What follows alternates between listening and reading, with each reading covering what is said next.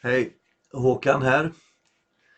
I det förra avsnittet så undersökte vi begreppet lärjunge och konstaterade att det inte är detsamma som kristen. Men för att förstå skillnaden så måste man förstå vad som är grundvalen för en kristen. Och den grundvalen hittar vi i påskens händelser. Påsken har sin bakgrund i israeliternas uttåg ut ur Egypten. Kanske minns du att farao till en början vägrade att låta folket gå och att Herren därför sände plågor över landet.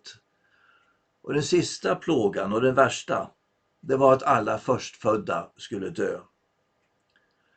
För att det inte skulle drabba Israels förstfödda så fick varje husfar slakta ett lamm och stryka blodet på dörrposterna.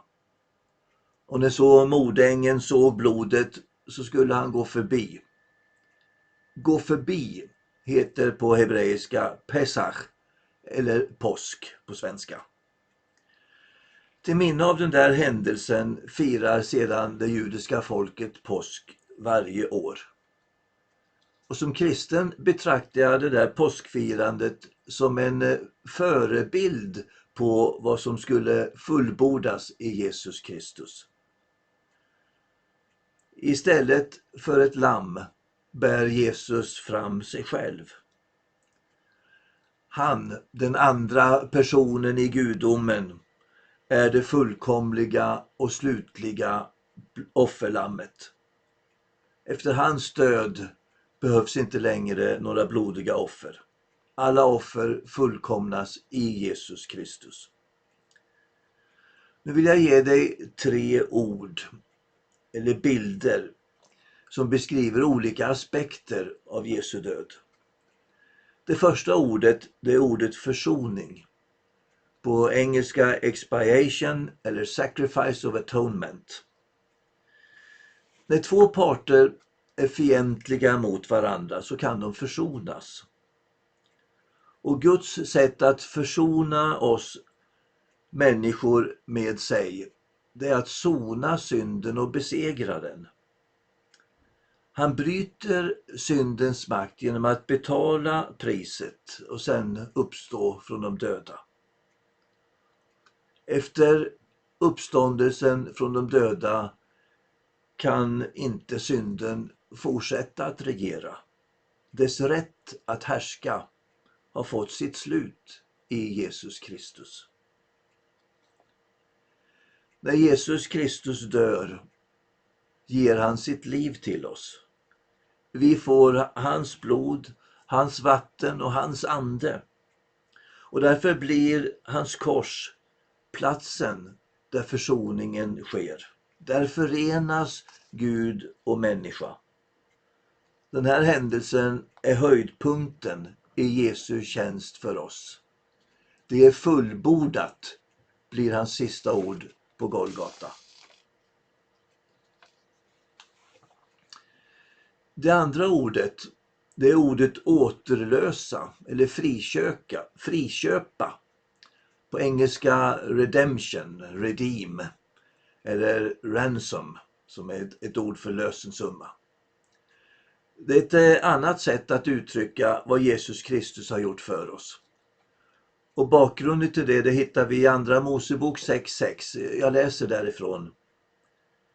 Herren säger: jag ska föra er ut från Egyptens tvångsarbete och rädda er från deras slaveri. Och jag ska återlösa er med utsträckt arm och stora straffdomar, och jag ska ta er till mitt folk. Han friköper folket när han för Israels barn ut ur Egypten. Och den där händelsen är samtidigt en förberedelse inför det slutliga friköpandet. Aposteln Petrus, han säger på följande sätt i första Petrus 1:18 och följande. Ni vet ju att det inte var med förgängliga ting som silver eller guld ni blev friköpta från det meningslösa liv ni ärvt från era fäder. Nej, det var med Kristi dyrbara blod, som är blodet av ett lamm utan fel och brist. Så finns det då ett tredje ord. Och det är det ordet frälst, rädda eller befria. På engelska save. Herren räddar eller befriar Israels barn ut ifrån Egypten till löfteslandet. Här finns alltså två aspekter. Dels att vi blir räddade från någonting och dels att vi blir räddade till någonting. Det senare är väl så viktigt.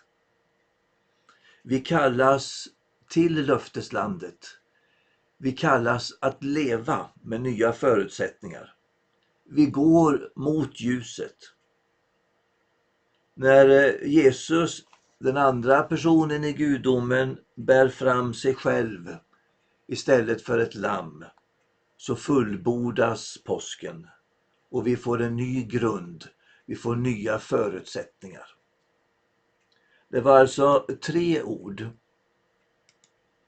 Försoning, på engelska expiation eller sacrifice of atonement. Återlösa, friköpa, på engelska redemption eller ransom. Och det tredje ordet, frälsa, rädda, befria, eller tredje aspekten, på engelska save. Jag har tagit med det på engelska eftersom det är facktermer som vi talar om.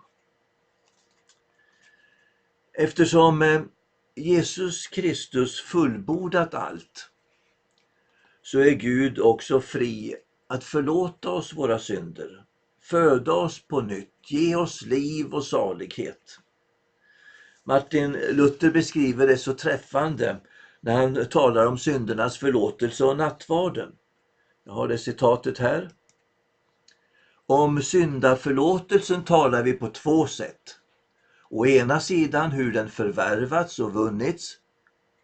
Å andra sidan hur den delas ut och skänks. Att Kristus erövrat den på korset är sant. Men han har inte delat ut den på korset. I nattvardens sakrament har han inte erövrat den, men där har han delat ut och gett förlåtelsen genom ordet. Det sker också när evangelium predikas. Det är viktigt att människor får höra om vad Gud har gjort för oss. Men det är också viktigt att människor förstår hur de kan bejaka vad Gud har gjort för oss. Citatet här från Martin Luther lägger viss vikt vid ordet, vid förkunnelsen. Människor får höra genom att andra berättar eller förkunnar för dem. Och vi ska ägna mycket tid till det när vi kommer till den där kursen som kallas för homiletik. När en människa både hört och tagit emot Guds gåva, då förenas hon med Gud. Det är vad påsken handlar om. Påskens budskap kommer till oss genom förkunnelsen och det ges oss genom vattnet och blodet, genom dopet och nattvarden. Hur vet du det, kanske någon tänker? Genom tron, svarar jag. Genom att jag förlitar mig på vad Gud har gjort och vad Gud har sagt. Påskens evangelium, det innehåller så mycket att vi bara kunnat ge en översiktsbild. Vi kan fördjupa oss mycket i påskens mysterium, men jag tror aldrig vi helt och fullt kommer kunna förstå hans nåd, barmhärtighet, hans kärlek. Det är det som gör det så fascinerande att vandra med Gud. I senare klipp så ska jag komma in på detta med nådemedel. Men innan vi går vidare så vill jag i nästa klipp säga något om förhållandet mellan judisk och grekisk tro och tradition. Tack för att du tittade och välkommen igen till nästa klipp.